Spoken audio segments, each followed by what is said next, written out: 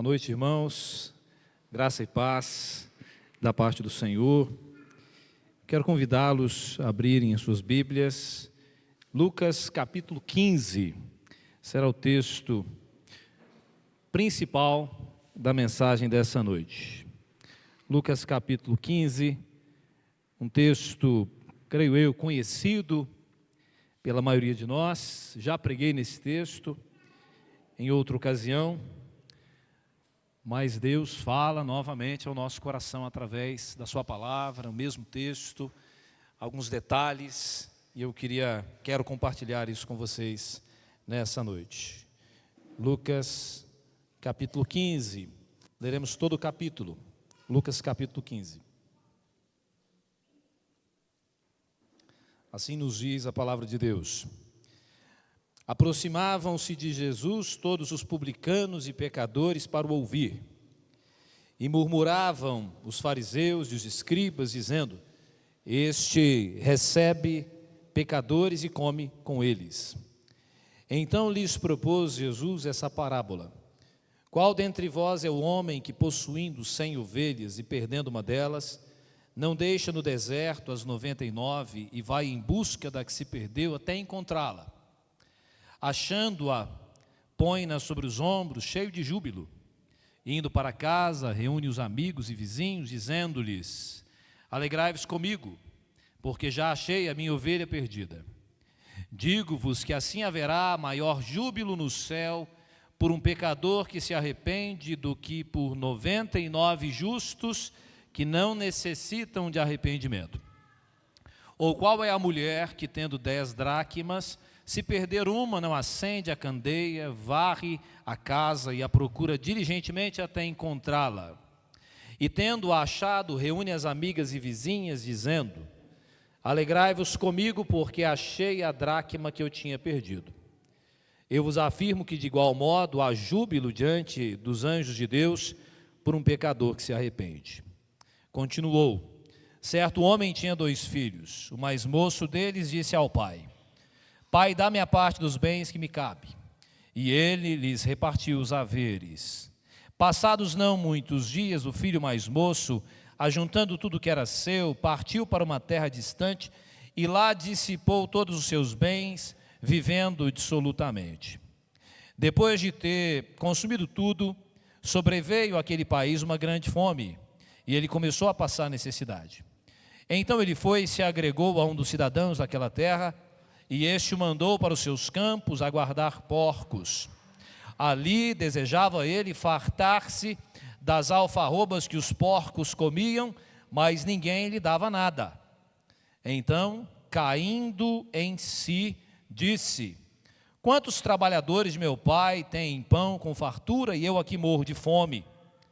Levantar-me-ei e irei ter com o meu pai, e lhe direi: Pai, pequei contra o céu e diante de ti, já não sou digno de ser chamado teu filho. Trata-me como um dos teus trabalhadores. E levantando-se foi para seu pai. Vinha ele ainda longe, quando seu pai o avistou e, compadecido dele, correndo, o abraçou e beijou. E o filho lhe disse: Pai, pequei contra o céu e diante de ti, já não sou digno de ser chamado teu filho.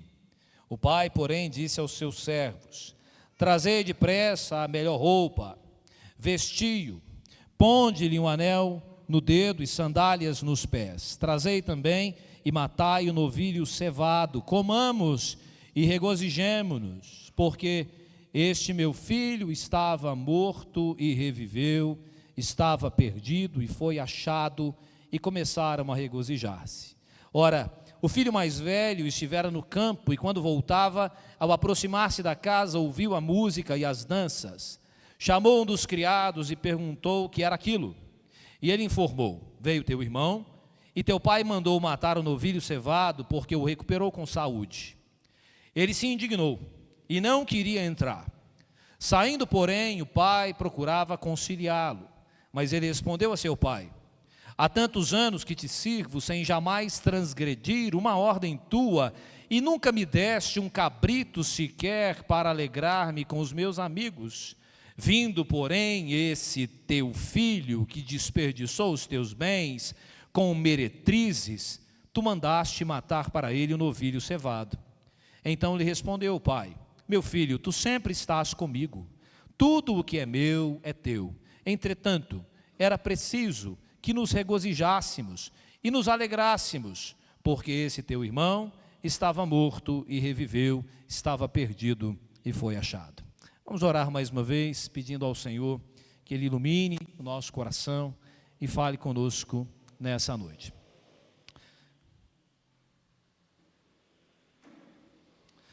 Senhor, graças te damos pela obra bendita de Jesus em nós, todas as bênçãos espirituais e materiais que tu tens derramado sobre nós. Embora não mereçamos, tua graça está sobre nós continuamente. Tua bondade nos persegue, seu amor é contínuo. Graças te damos por isso. Bendito seja o teu nome, porque estivemos mortos e revivemos em Cristo Jesus. Bendito seja o Senhor. Fale ao nosso coração, Senhor.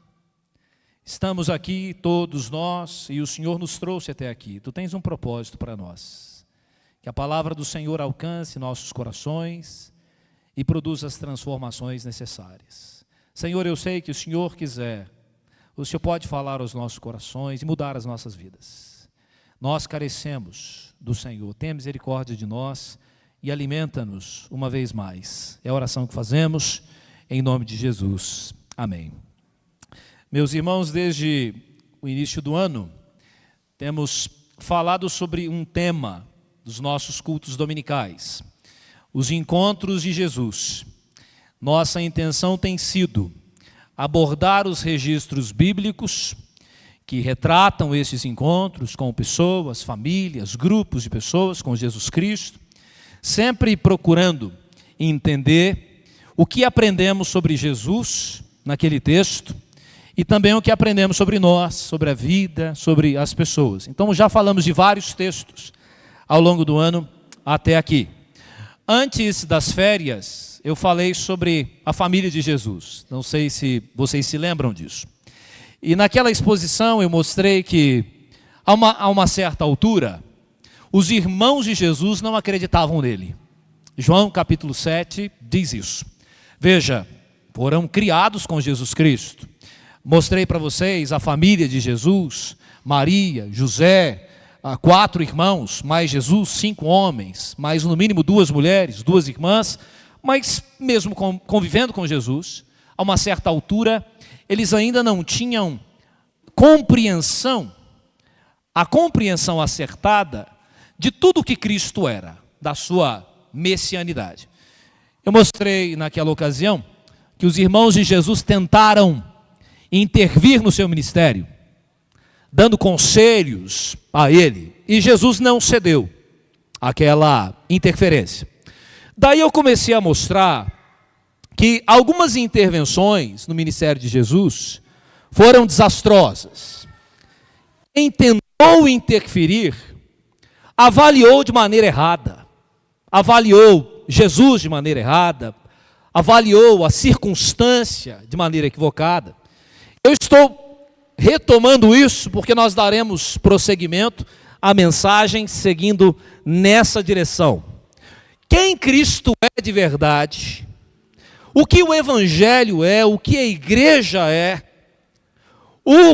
de que maneira as circunstâncias se apresentam e qual a nossa avaliação, qual a nossa interpretação. Nós sabemos que às vezes nós nos equivocamos. Jesus é aquele que a Bíblia revela, mas nós às vezes criamos uma outra percepção. A igreja é o que a Bíblia diz. Nós somos o que a Bíblia diz. A vida é, tudo é o que a Bíblia diz. Nossa única e infalível regra de fé e prática para avaliar qualquer situação, para falar de qualquer assunto, seja ele polêmico ou não, nós vamos para a Escritura. E aí, mas às vezes eu acho que, seria bom que, eu tive essa experiência, fui instruído assim, na minha terra é assim, minha avó me dizia, minha mãe me falava, e às vezes nós nos deixamos levar por subjetividades, ainda que bem intencionadas, deixamos a palavra de Deus, e o que se produz a partir daí nem sempre é bom.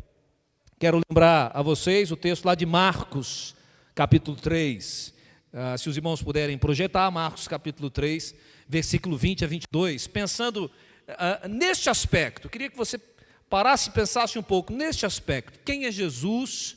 Qual é a sua missão? O que é a igreja? Quem sou eu? O que é o reino de Deus? Como essas coisas são de verdade e como às vezes a gente interpreta de maneira equivocada. E nesse sentido, falando de interpretações equivocadas, como eu disse anteriormente, qual é a ideia? Que Deus abra os nossos olhos, que o Espírito Santo de Deus abra o nosso entendimento, que nos dê espírito de sabedoria, de revelação, no pleno conhecimento de Deus, para que a gente não tenha uma visão distorcida de Cristo, da igreja, da gente mesmo. E como eu já disse a vocês, ou Deus abre o nosso entendimento, ou a gente nunca vai entender. Nós dependemos de uma intervenção sobrenatural de Deus em nós, porque o reino de Deus se discerne espiritualmente. Mas eu creio que Deus faz isso e tem feito isso. Marcos 3, veja, retomando algumas coisas que foram ditas. Jesus estava expulsando demônios e curando enfermos. Muita gente tinha ido até Jesus. O contexto mostra que Jesus sequer tinha tempo para se alimentar. Imagine você chegando naquele cenário, você de fora, você chega, uma multidão, uma confusão enorme, endemoniado, enfermo sendo curado. Amigos mais próximos de Jesus chegam e veem aquela cena, alvoroço. Então veja, Jesus está ali curando enfermos e expulsando demônios. Nós chegamos de fora. Aí vem a interpretação. Qual foi a conclusão que os amigos mais próximos de Jesus chegaram? De acordo com Marcos 3, 20 e 22. Jesus está fora de si e eles queriam prendê-lo. Vejam isso. O que estava acontecendo? Era o reino de Deus, é o Filho de Deus salvando pessoas. Diz a Bíblia que até demônios falavam na boca das pessoas, dizendo que Jesus era filho de Davi. Até o demônio, uma multidão, o demônio dizia, ele é o filho de Davi, é o Messias. Mas os amigos mais próximos diziam, ele está fora de si, ele enlouqueceu. Então vejam bem, o reino de Deus, Jesus é o Messias, o reino de Deus, a igreja, o evangelho se expandindo. Se a gente não tomar cuidado, se a gente não pedir a graça de Deus, a gente aparece no contexto em que Jesus está trabalhando e a gente atrapalha a obra de Jesus, que é paralisar Jesus. Nós já falamos disso. Veja, uma interpretação completamente equivocada sobre Jesus. Mas a coisa piora, porque o mesmo texto de Marcos 3, 20 a 22, agora não fala apenas dos amigos mais próximos. Fala dos líderes religiosos, fariseus, escribas. O que esses fariseus e escribas fazem? Ao invés de dizer, Jesus está louco, eles dizem, ele está possuído pelo demônio. Dá para imaginar isso? Jesus curando pessoas, expulsando demônios. Alguém tem a capacidade de chegar, distorcer tudo, ver tudo errado, e ao invés de dar glória a Deus, dobrar os joelhos e dizer, eis aí o Filho de Deus, Salvador, e recebê-lo como Senhor da sua vida, diz, ele está expulsando demônio, porque ele e o diabo trabalham juntos. Veja, seguindo nessa direção. O texto que a gente leu, seguindo nessa direção de interpretações equivocadas do ministério de Jesus. Veja como o texto começa. Jesus recebe pecadores. Jesus está comendo com pecadores. Vem mais uma vez a avaliação. Jesus está recebendo pecadores, vem mais uma vez a avaliação. Aproximavam-se de Jesus todos os publicanos e pecadores para os ouvir. E quem murmurava? Fariseus e escribas murmuravam, dizendo, este recebe pecadores e come com eles. Qual a ideia deste texto? Qual é a acusação contra Jesus agora? Jesus é mundano, Jesus é glutão, Jesus é beberrão. Veja o tipo de gente com quem Jesus anda. Qual era a realidade? Jesus está salvando pecadores, Jesus está salvando publicanos. Eles confessam seus pecados e vão até Jesus e são salvos.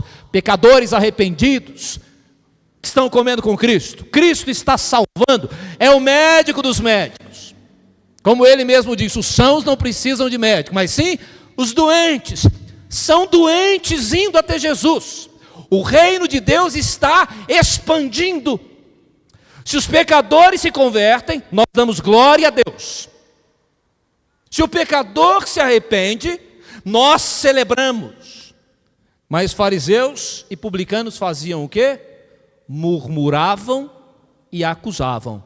Então, mais uma vez, retomei aquilo que a gente já havia dito, demonstrando claramente que Jesus enfrentou isso ao longo do seu ministério, com frequência. Ele era o Filho de Deus, mas as pessoas diziam, ele está possuído pelo demônio. Ele é o Filho de Deus, mas tem gente dizendo, ele enlouqueceu. Ele é o médico que está curando os doentes, mas alguém está dizendo, médico coisa nenhuma. Ele é mundano. Um outro texto que comprova isso, essa visão distorcida, essa avaliação equivocada das coisas. E aqui é o seguinte, avaliação distorcida, equivocada, mas também pecaminosa, às vezes, maldosa, porque tem gente que avalia de maneira equivocada na ignorância do seu coração. Mas aqui a avaliação era feita por doutores da lei, escribas, fariseus, os teólogos da época, gente que lidava com a religião. Jesus é o Filho de Deus, mas estão dizendo que ele é do diabo. A que ponto chegamos? A inversão. Veja bem qual era o cenário. Lucas 7, versículos 33 e 34. Lucas 7, versículos 33 e 34. O texto diz assim: pois veio João Batista, que não comia nem bebia. Veio João Batista não comendo pão. Veja o texto. Pois veio João Batista não comendo pão, nem bebendo vinho. O que é que ele comia mesmo? Lembra lá? Gafanhoto e mel silvestre. Não come pão, não bebe vinho. Come gafanhoto e mel silvestre. O que dizem sobre o João Batista? Tem demônio. É curioso, João Batista tem demônio, Jesus tem demônio, mas quem tinha demônio mesmo eram os fariseus e os escribas. Quem estava a serviço de Satanás eram eles. Quem estava blasfemando contra o Espírito Santo eram eles. Aí você pensa, essa era o que diziam de João Batista, o precursor de Cristo Jesus. E sobre Jesus, o que diziam? Aí Jesus mesmo, é Jesus falando sobre o que diziam dele. Ele diz, veio o Filho do Homem comendo e bebendo. Se você considerar o versículo como um todo, veio o Filho do Homem comendo pão e bebendo vinho. Tá bom? Vem João Batista, não come pão, não bebe vinho. O que é que ele come? Gafanhoto e mel silvestre. Aí vem o Filho do Homem, o que é que o Filho do Homem faz? Come pão, bebe vinho, vai em banquete, vai em festa de casamento, faz milagre transformando água em vinho, faz tudo isso. Ao invés de reconhecerem aí, Filho de Deus, Salvador, meu Senhor, dizem, olha a acusação, glutão, beberrão, amigo de publicano e pecador. Aqui é mais ou menos assim, diga-me com quem andas e eu direi quem és. Se Jesus anda com publicano, é da mesma laia, é ruim, é traidor da sua gente, porque os publicanos trabalhavam para o Império Romano, cobrando impostos dos judeus. Então eles eram odiados por causa disso, eram mal vistos. O judeu não gostava do publicano, porque geralmente o publicano não só cobrava impostos para o imperador, levava um por fora para ele também, extorquia a turma. E aí de repente Jesus está andando com o publicano. Então veja, essa era a imagem, a interpretação completamente equivocada. Então, não irei voltar mais nesse ponto, apenas estou retomando os sermões anteriores e seguindo adiante, porque isso aparece no texto que a gente leu, Lucas capítulo 15. Então assim, como combater, irmãos, os juízos temerários, as interpretações equivocadas, tendenciosas, avaliações pecaminosas, subjetividades e outras coisas? Que nós olhamos para Cristo, para a igreja, para as pessoas, para as circunstâncias, tiramos conclusões, somos precipitados. Do que é que precisamos? Que Cristo abra nossos olhos. Então, eu releio aqui o texto que eu li para vocês, Efésios, capítulo 1, versículo 15 a 19. Paulo, escrevendo aos Efésios, disse assim: por isso também eu, tendo ouvido a fé que há entre vós no Senhor Jesus, e o amor para com todos os santos, não cesso de dar graças por vós, a parte que eu havia destacado, fazendo menção de vós nas minhas orações. Paulo está orando pelos crentes em Éfeso. E o que ele pede na sua oração pelos crentes em Éfeso? Para que o Deus de nosso Senhor Jesus, o Pai da glória, vos conceda espírito de sabedoria. Primeira coisa, para avaliar as coisas, os cenários, as pessoas, o evangelho, a igreja, a gente precisa fazer isso com sabedoria. E que sabedoria é? Não é a da academia, não é a minha, não é da tradição familiar, é a do alto, é a do Espírito. E nós precisamos disso para viver a vida. Senhor, dá-nos a sabedoria do alto, para vivermos a vida, para a gente não se equivocar, para não chegar à conclusão precipitada, e de revelação no pleno conhecimento dEle. A ideia é: Senhor, a gente não consegue enxergar, tem coisa que impede a gente de enxergar as coisas, então remova as escamas, ajuda-nos a enxergar. Veja que é uma obra sobrenatural. Senhor, se o Senhor não me der sabedoria, eu vou errar, eu vou interpretar, vou tirar conclusões completamente equivocadas, vou prejudicar o reino, vou fazer mal para mim. Eu preciso de sabedoria. A gente precisa de humildade, irmãos, nesse sentido, para dizer para Deus: Senhor, eu não sei, eu avalio errado, eu erro, eu peço perdão, eu me humilho diante do Senhor, eu deixo a minha sabedoria de lado e eu peço: me encha da sua, me dê a sabedoria do alto para eu avaliar as coisas. Com a sabedoria do alto, você olha para a obra de Deus e ao invés de dizer que Jesus está louco, você diz: o reino de Deus está avançando. Você vê Jesus fazendo a obra, você não vai dizer que é do demônio, você vai dizer: o reino de Deus é chegado entre nós. Jesus expulsa demônios pelo Espírito de Deus, o reino de Deus é chegado entre nós. Jesus recebendo pecadores, algo por analogia, pensando nisso, imagine só, eu lembro uma vez em Belo Horizonte, eu era pastor de uma igreja e de repente a nossa igreja ficou mal falada. Lá na nossa região, sabe qual era, o que falava da nossa igreja? A igreja presbiteriana de Água Branca recebe qualquer um. E aí quando disseram isso, falou: rapaz, a gente está certinho, recebemos qualquer um, todo mundo quebrado, chegando para a igreja. Mas não era receber qualquer um para deixar as pessoas viverem do jeito que elas queriam, nunca foi isso. Mas éramos uma igreja que acolhia as pessoas para ajudá-las a se colocarem de pé, a curarem as suas feridas, a reorganizarem as suas vidas, a seguirem adiante, a servirem a Cristo. Era essa a ideia. Então eu era muito satisfeito com aquela acusação de que éramos uma igreja que recebia qualquer tipo de pessoa. E eu pensei: então somos a igreja de Jesus, porque Jesus, quando convidava pessoas para ir até Ele, Jesus não dizia assim: vinde a mim alguns de vocês, outros para trás de mim, bando de vagabundo, a graça não é para vocês, é só para um grupo de gente que eu gosto. O evangelho sempre assim: vinde a mim todos vós. Aí alguém diz assim: mas tem um cara possuído com uma legião de demônio, é ele também está sendo convidado para vir? Tem uma mulher que já teve 5 maridos e o que ela tem agora não é dela, o senhor está chamando ela também? É para todos mesmo? É todo mundo. Venham todos, mas nunca foi: venham todos e permaneçam como estão. Então, nesse sentido, a igreja, nós convidamos as pessoas, como Cristo fazia, para acolhê-las. Mas a igreja nunca foi. Então,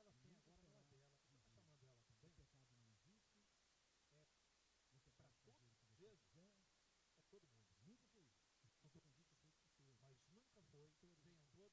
a igreja,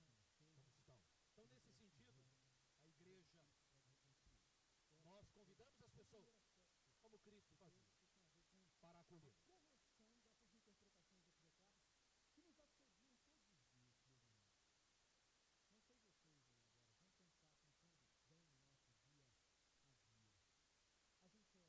precipitado, temerário, tira conclusões precipitadas, ou não, julga, faz fofoca, fala mal dos outros.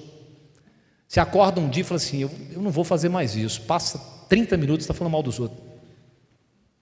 Está falando mal.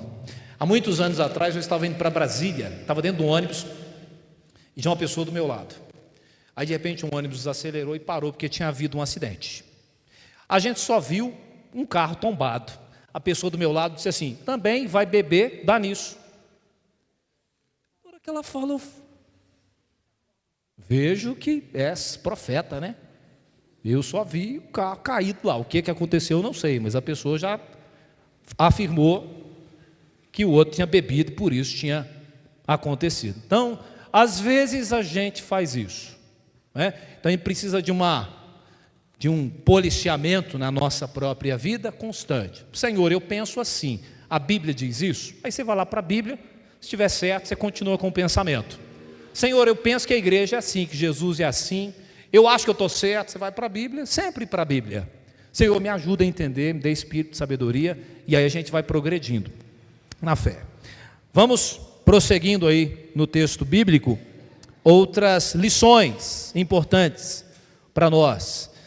Se a gente não conseguir expor o texto todo, a gente faz isso numa outra ocasião, mas é importante que a gente vá devagar explorando o texto bíblico. Estes fariseus, escribas, eles não apenas avaliaram Jesus de maneira errada, que eu já mostrei para vocês que diziam: é glutão, é beberrão, é mundano, tem demônio. Então, eles tinham uma visão completamente equivocada sobre Jesus. Acho que é o primeiro ponto aí. Mas tem uma outra coisa sobre eles. Eles eram equivocados sobre eles. Eles pensavam de si mesmos o que não era conveniente. Entende? A ideia de que eram superiores a todos os outros, que eram melhores, mais espirituais, isso fica claro no texto bíblico, nos evangelhos. Então, veja, quando alguém diz assim: Jesus come com esse tipo de gente, o que essa pessoa pensa de si mesma? Que ser humano pode olhar para o outro e dizer assim: esse tipo de gente, esse fulano aí, aquela lá, aquele ali, e você? Eu sou bom. Eu sou bom. Mas a salvação é pela graça, a minha não. Eu consigo, sozinho. Não, é graça do início ao fim. Para mostrar claramente essa interpretação equivocada, falando ao nosso coração, mais uma vez, humildade e sabedoria, para dizer assim: Senhor, se eu estou cometendo o pecado da arrogância e da soberba, me achando melhor do que os outros, me esquecendo que eu sou um pecador miserável, salvo pela graça, pela misericórdia do Senhor. Se em algum momento eu levantei os olhos e olhei de cima para alguém, me achando superior, me perdoa, Senhor, porque não há diferença entre eu e ninguém. Eu e o mundano, o pecador que eu mais abomino lá fora, eu só não sou igual a ele por causa da graça de Deus que está sobre mim. É porque Deus coloca o pé no freio e não deixa a gente fazer. Tudo que a gente mais abomina na vida, a gente faria se não fosse Deus na nossa vida. As coisas não dão certo porque a gente é bom. É graça de Deus do início ao fim. Mas uma soberba nos rodeia, nos assedia, querendo dizer para a gente que a gente é bom, que a gente é legal. Veja Lucas 18, do versículo 9 ao versículo 14, uma parábola que Jesus contou.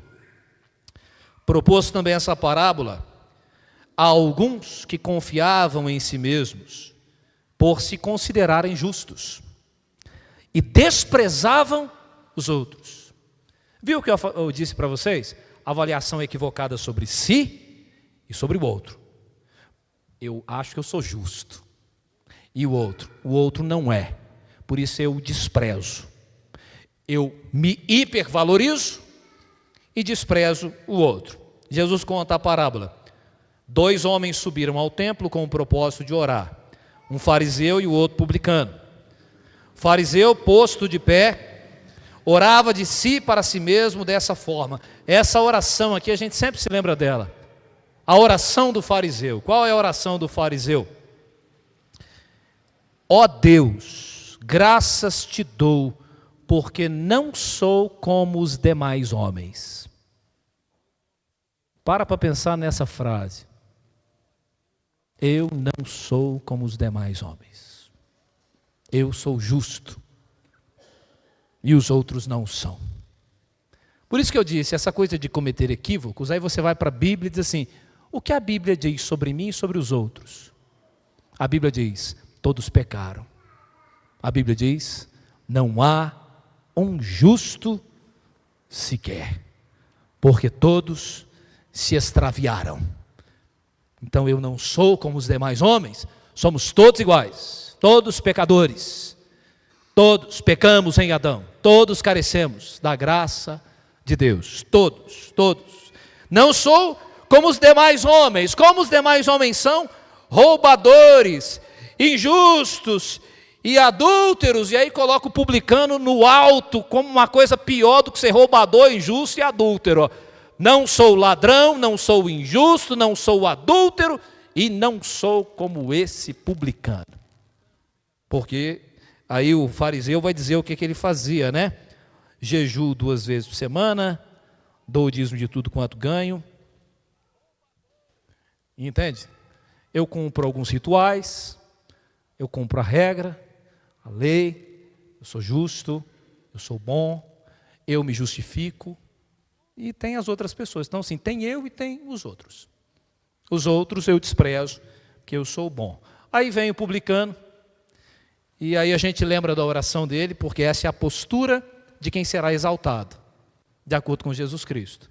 O publicano diz assim, ó Deus, na verdade o texto antes, né? O publicano estando de pé, longe, não ousava nem ainda levantar os olhos ao céu, mas batia no peito dizendo, ó Deus, sê propício a mim, pecador. Ó Deus, sê propício a mim, um pecador. Tenha misericórdia de mim, porque eu sou pecador. Como nós nos apresentamos diante de Deus, tenha misericórdia de mim, Senhor. Eu sou pecador. Se a gente entende isso, a gente não despreza os outros. Se a gente entende isso, que a gente é pecador, quando chega um publicano, um pecador conversando com Jesus, a gente não acha aquilo um absurdo.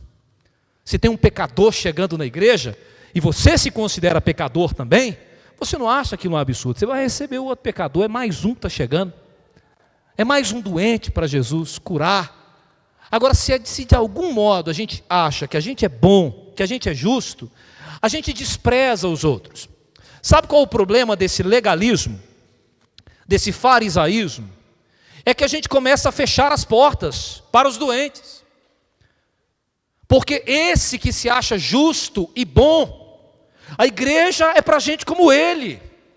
Então, quem tem que estar na igreja? Quem jejua 2 vezes por semana, quem dá o dízimo. Se você não faz, dá a porta para fora. Entende? Começa a chegar um pecador, a gente expulsa, porque não tem lugar para esse pecador.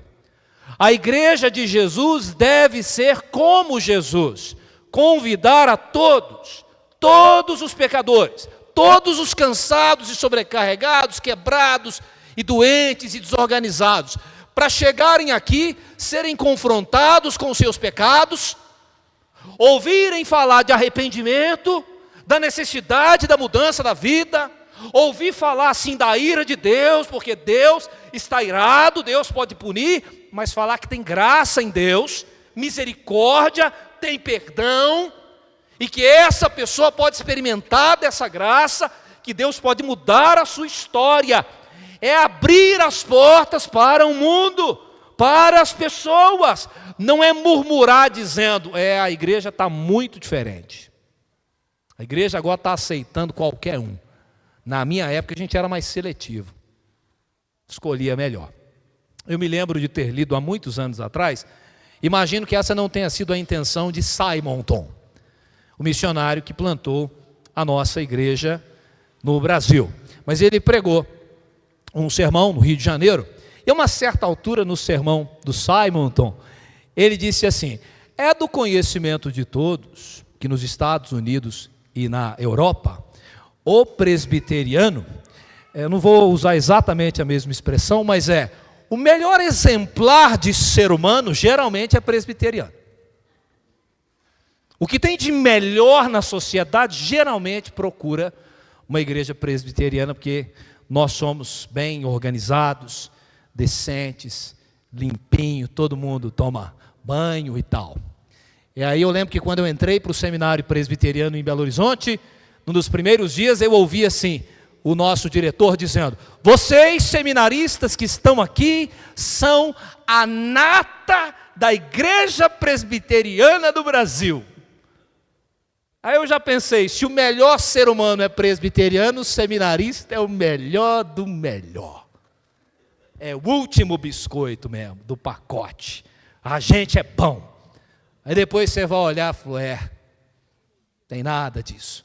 Certamente que o Simonton, eu penso que o que ele estava querendo dizer, de fato tem uma característica do presbiterianismo, de educação, instrução, posição social. Ele estava identificando, mapeando, que tipo de gente geralmente vai para uma igreja presbiteriana. Não é uma avaliação cabal, absoluta, que em todo lugar é assim, porque as igrejas presbiterianas são criticadas às vezes. Tem gente que diz a igreja presbiteriana é uma igreja elitizada, mas não conhece a gente. Não, a gente é pobre, irmão, não tem ninguém, essa coisa de elite, todo mundo rico, não tem isso não. Pode ser que aqui, ali, em determinado país, tenha mesmo isso, mas não é assim. Mas essa visão, a gente sabe que infelizmente alguns têm.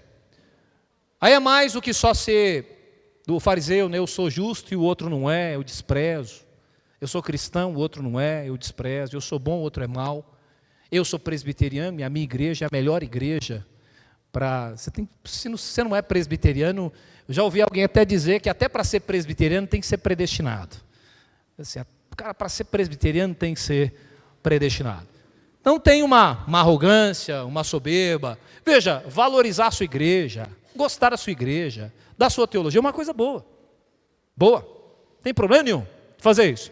Mas quando a gente ultrapassa a linha e entra nesse território da arrogância teológica, confessional, de não enxergar que nas outras denominações tem gente crente, gente de Deus, servindo ao Senhor, que Jesus está lá, que são irmãos nossos, né? Então veja, essa avaliação, quando eu penso lá, antes de Jesus contar a parábola, ou seja, Jesus come com esse tipo de gente. O que está por detrás disso, quando a gente diz assim, esse tipo de gente? Eu estou dizendo, eu sou justo e o outro não é. É uma compreensão equivocada sobre a gente mesmo, porque não tem um justo, nem um sequer. Todos são pecadores e precisamos da graça e da misericórdia de Deus. Só que isso também, irmãos, é um negócio que nos assedia e fica na nossa cabeça. Essa coisa de olhar para o outro e, de alguma maneira, lá no fundo do coração, ter uma pitadinha assim de você entender assim, não, eu sou melhor. Eu sou melhor, não vou falar alto, mas lá dentro de mim, eu tenho um negocinho assim, que eu acho que eu sou superior e melhor do que o outro. É meio que o fariseu mesmo. Mas por que você acha que é melhor do que o outro?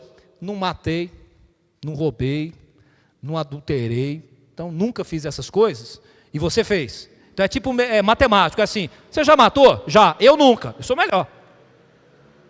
Já roubou? Já, eu não, sou melhor. Já adulterou? Eu não. E você? Já, várias vezes.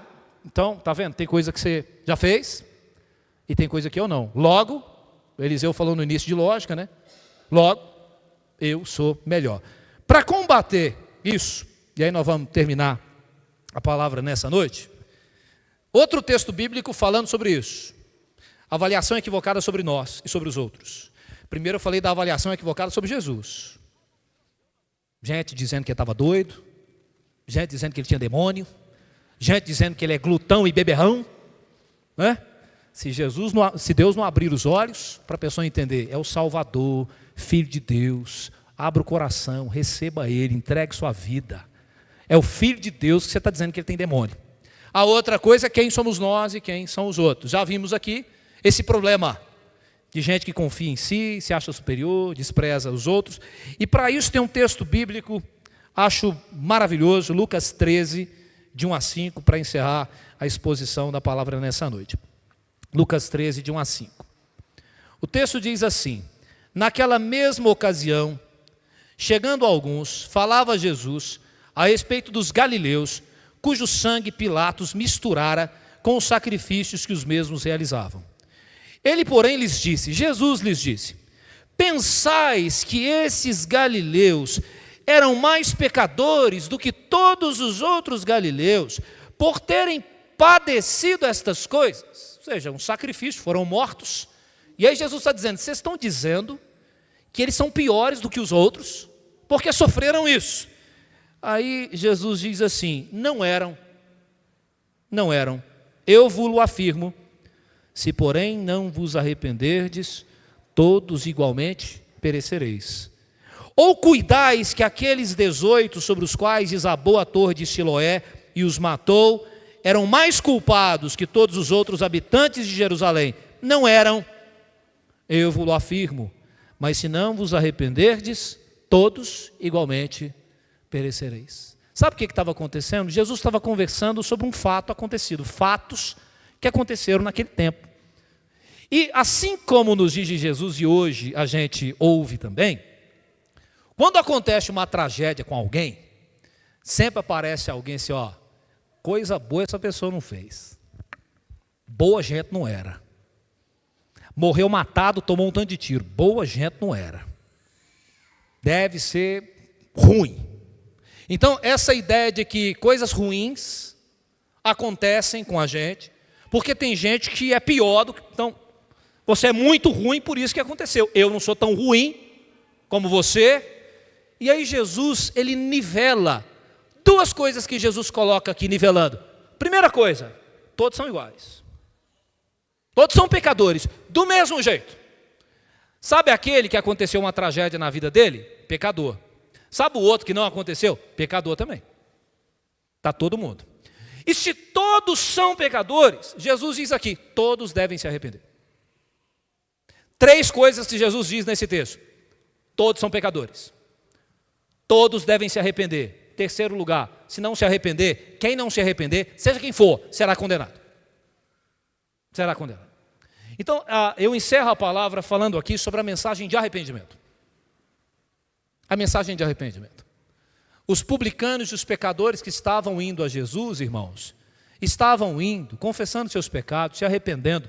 A parábola do filho pródigo ilustra muito bem isso. É gente perdida que está sendo achada, é gente morta, revivendo, indo até Jesus. Então, é mudança de vida. Então é o seguinte, é para os de fora, é para nós, todos igualmente, pecadores, carecemos da graça de Deus, da misericórdia do Senhor, nas nossas vidas. Todos nós precisamos nos arrepender, continuamente, daquilo que a gente faz, daquilo que a gente não faz, daquilo que a gente pensa, daquilo que a gente fala. Às vezes arrepender até do tipo de arrependimento que a gente tem experimentado, porque não muda nada. Arrepende do pecado, no outro dia peca de novo e por aí vai. É um tipo de arrependimento muito fajuto, muito superficial. Então, até nesse sentido, a igreja é acolhedora? Sim. Convidamos todos os pecadores, mas quando eles entram aqui, o que é que nós oferecemos a eles? Podem viver como quiserem? Falou, não, Deus tem um plano, aqui está a vontade de Deus, está pecando, tem que se arrepender, confesse o pecado, receba Jesus, mas a gente convida todo mundo. Essa é a ideia do Evangelho. Vinde a mim todos vós, que estáis cansados e sobrecarregados, e eu vos aliviarei. Um convite feito a todo pecador, arrependimento a todos os pecadores, graça para todos os pecadores arrependidos diante de Deus. Que Deus nos abençoe, que a gente saia daqui, irmãos, a minha pretensão, no meu coração, pensando nessas coisas. Antes de vir para o culto, estava conversando com a Abigail, né? A Abigail deve receber alta na terça-feira, está hospitalizada ainda, mas na terça-feira deve receber alta. E uma coisa que eu gosto muito, todas as vezes que eu converso com a Abigail, é que ela faz questão de falar que ela é pecadora. E ela sempre fala assim, que ela fala de mim, falou, pastor, o senhor fala muito disso, eu já aprendi que o senhor fala, a gente é pecador mesmo. E todas as vezes que eu escuto a Abigail falando que ela é pecadora, eu fico olhando para mim, me dá uma vergonha, né? Eu falo assim, meu Deus, se ela é, eu sou o quê então? Tem que arrumar uma palavra. diferente para mim, porque pecador só não é o suficiente, né? Mas Abigail peca, você pode duvidar, mas ela peca, viu, irmão? Ela peca, eu peco, todo mundo peca, todos nós somos pecadores. Mas eu dizia para ela que a dedicação dela para viver o Evangelho, o desejo de fazer certo, de progredir, inspira a todos nós. É uma benção, a gente sabe da luta dela. E assim, irmãos, entre nós, penso eu que essa é a realidade. Todos nos reconhecemos como pecadores. Então aqui não tem que ter, eu desprezo a Zilda, porque a Zilda é pior do que eu, viu, Zilda? Pior do que eu, porque você é mais velho, já pecou mais, eu sou mais novo, então você tem mais pecado do que eu, então você é pior. Não tem isso, irmão. Todos são pecadores. A ideia é o que a gente não admite. E aí essa é uma das marcas da igreja verdadeira. Não dá para ficar errando e achar que está tudo certo, viver de qualquer jeito, nunca se arrepende. Você entende? Isso não é evangelho. Que a Bíblia diz que quem vive na prática do pecado é filho do diabo. A Bíblia está dizendo, né? Mas o convite é feito, venha, se arrependa, né? Venha, mais um pecador, se arrependa. O convite é feito o tempo todo. E a mensagem no final falou, olha, Deus é um Deus de graça e misericórdia. Tem em Deus graça e misericórdia para nós. Você confessa pecado, Deus te levanta, te perdoa, restaura a sua vida. Essa é a realidade. Então, além de sair daqui com essa palavra sobre nós, quem nós somos, essa questão de quem Deus é. Viu, irmãos? Eu queria que a gente saísse pensando sobre a figura de Deus, sabe? O pai do filho pródigo, de longe avista o filho, né? Essa figura do pai amoroso, né? Que falou, ó, traz roupa para ele, sandália, o anel para colocar no dedo, traz o novilho, vamos fazer festa, porque o meu filho que estava perdido voltou para casa, meu filho que estava morto reviveu, vamos celebrar. E aí o pai, na hora que recebe o filho, você percebe que não tem assim, meu filho vem cá, quanto que você gastou com prostituta? Onde você estava? Que prostituta é essa que você andou com ela? O pai não fez um interrogatório antes de abraçar o filho, né?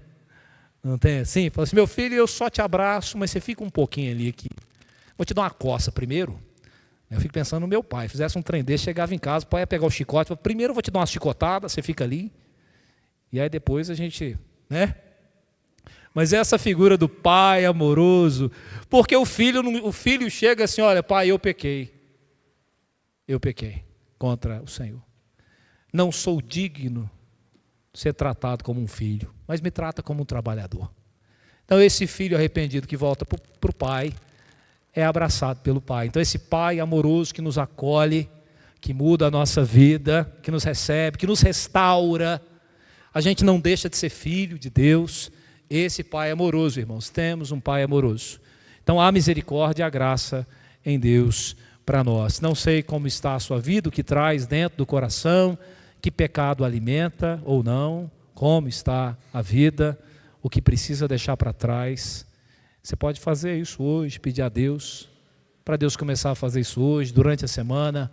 Coloque diante de Deus, coração, caia em si, né? Vá até Deus, diga, Senhor, eu errei, eu tenho errado. Peça misericórdia, porque se a gente confessa e se arrepende de verdade, Deus perdoa a gente e restaura a nossa vida. Deus é um Deus de graça.